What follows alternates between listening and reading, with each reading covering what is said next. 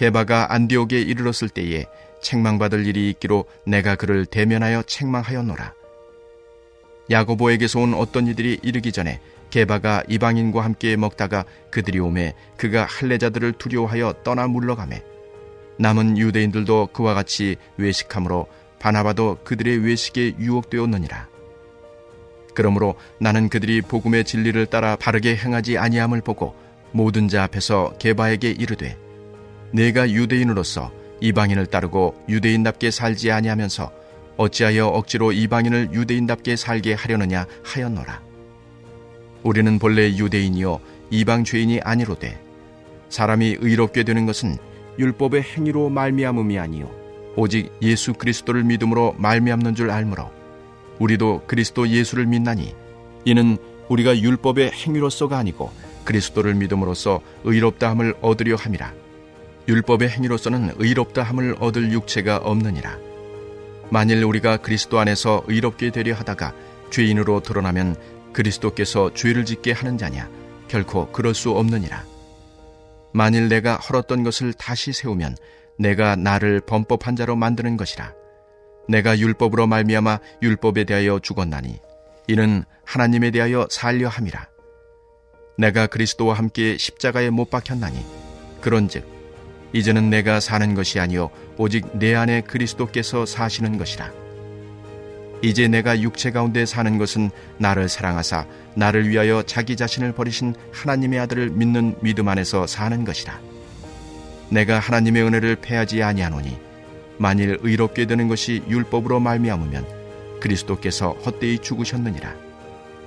오늘은 하나님 은혜 아래 사는 삶이라는 제목으로 갈라디아서 2장의 말씀을 나누겠습니다. 주신 말씀을 통해 하나님의 놀라운 은혜를 누리는 복된 하루 보내시길 소망합니다. 잠시 우리의 신앙생활, 믿음 생활을 돌아보고자 합니다. 우리는 우리가 믿는 믿음대로 살아가고 있는지 한번 생각해 보시길 원합니다. 물론 우리는 죄인이며 연약한 존재이기 때문에 믿음대로 온전히 살아가기 어렵습니다.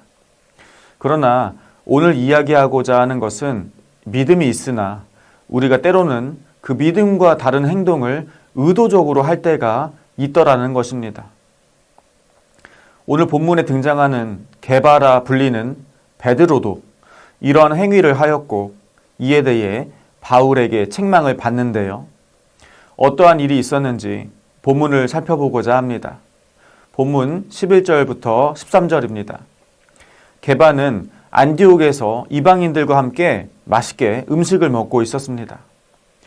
본문에 따르면 이러한 일이 한두 번이 아니라 지속적으로 진행되어 왔음을 알 수 있습니다.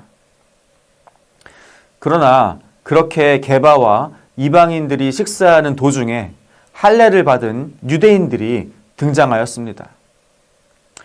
이에 게바는 먹는 행위를 멈추고 할례 받은 유대인들을 피해 자리를 뜨는 것이었습니다.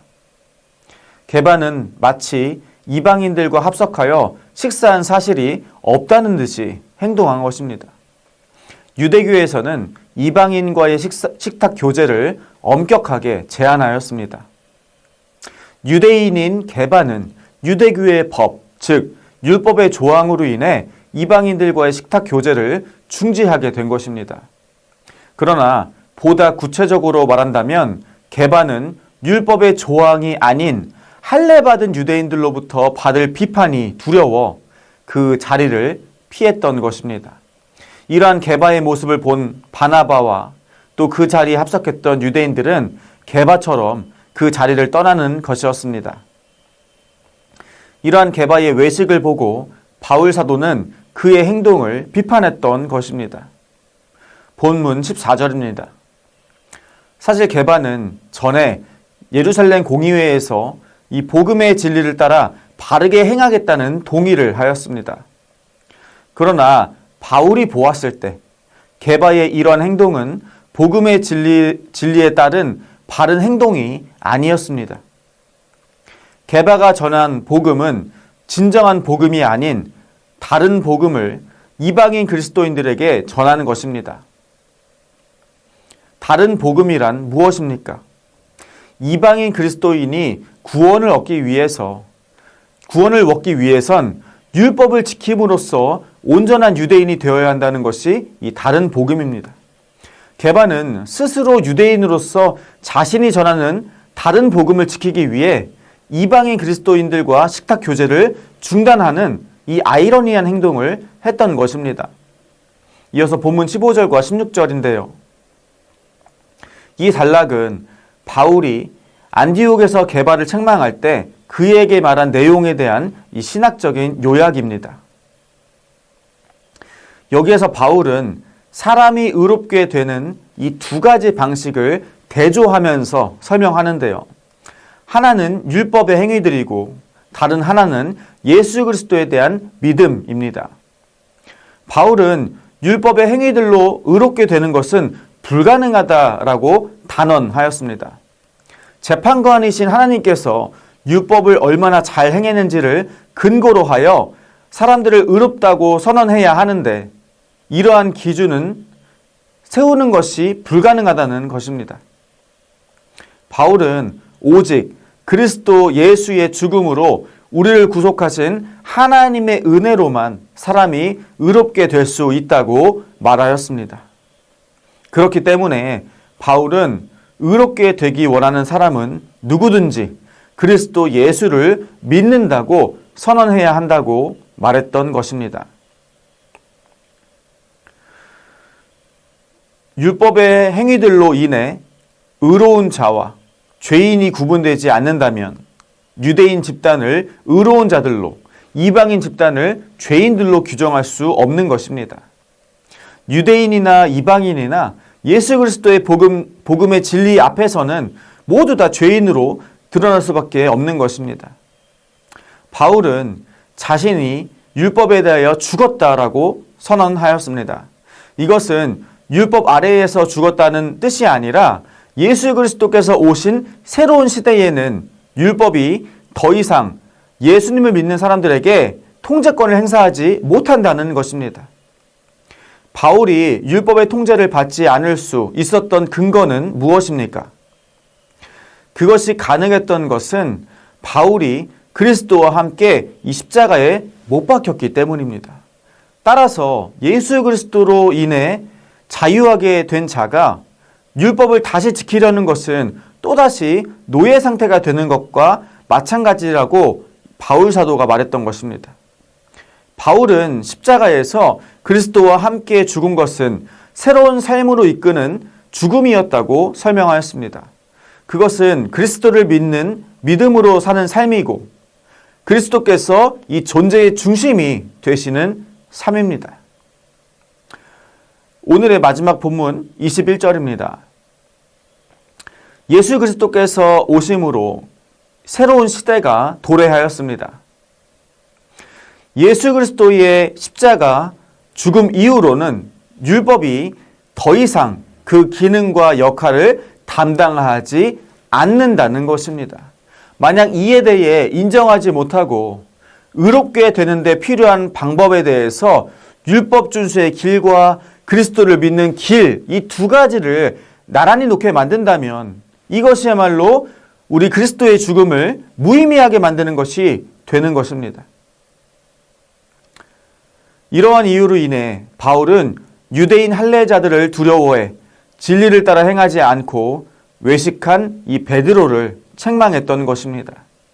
사람은 율법의 행위로가 아니라 그리스도를 믿는 믿음으로 의롭다함을 얻게 되는 것입니다. 바울은 그리스도와 함께 십자가에 못 박힌 자신 안에 이 그리스도께서 사시기에 이제 자신은 믿음 안에서 산다고 말하였습니다. 이러한 예수님과 동행하는 믿음의 삶은 결코 율법으로 인해 정죄받는 삶이 아닌 것입니다.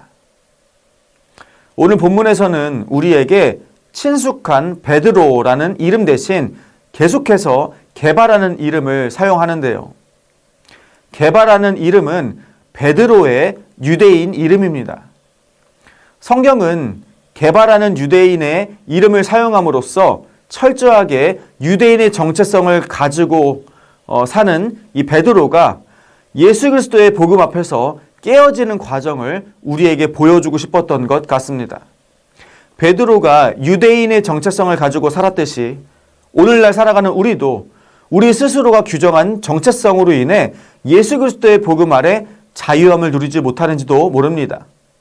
우리의 정체성은 예수님으로 인해 의롭게 되고 예수님으로 인해 생명을 얻은 자들입니다. 즉 그리스도인이 우리의 가장 고유한 정체성입니다. 우리가 오늘 하루 우리의 정체성에 대해 생각하고 묵상하며 예수 그리스도께 의지하는 참된 믿음의 여정 걸어가시길 주님의 이름으로 축원드립니다. 우리 함께 이 시간 기도하기 원합니다. 첫째로 오늘 우리에게 주시는 말씀처럼 습관적이며 종교적인 관습을 내려놓고 그 정체성을 내려놓고 하나님의 은혜 아래 살도록 기도하시겠습니다. 둘째로 해외 선교사님들, 농촌교회, 개척교회 목회자분들의 영육간의 강건함 위해서 함께 기도하시겠습니다. 마지막으로 다음 세대를 위한 새성전 건축이 주님 안에 순적히 진행될 수 있도록 또 이어지는 우리 에베네셀 기도에도 주님께서 인도하실 수 있도록 이 모든 사역 가운데 역사하시도록 함께 마음을 모아 기도하시겠습니다.